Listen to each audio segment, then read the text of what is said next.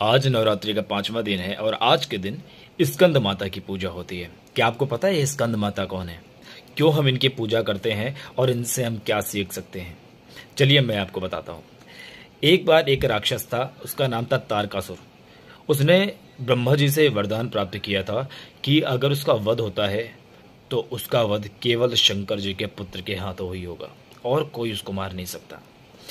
उसने सभी देवताओं को, सभी प्राणियों को परेशान करना शुरू कर दिया तारकासुर ने, क्योंकि उसके पास वरदान प्राप्त था और शिव जी के उस समय कोई पुत्र नहीं था।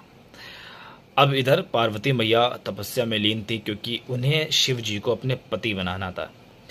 शिव जी प्रसन्न हो गए, इन दोनों का विवाह हुआ और इनसे पुत्र का जन्म हुआ जिसका नाम था कार्तिकेय।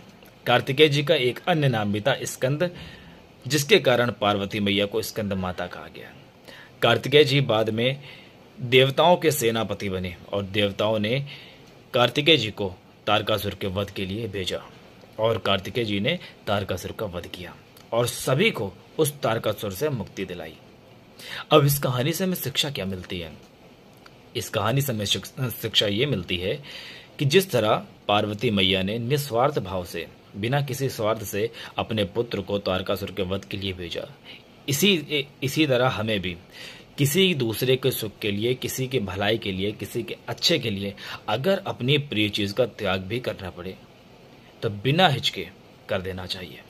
दूसरा, पार्वती माँ से यानी स्कंद माँ से हमें यह भी सीखना चाहिए कि मातृत्व केवल बच्चों के पालन पोषण में नहीं, उन्हें धर्म और सत्य के राह में चलाने से भी है।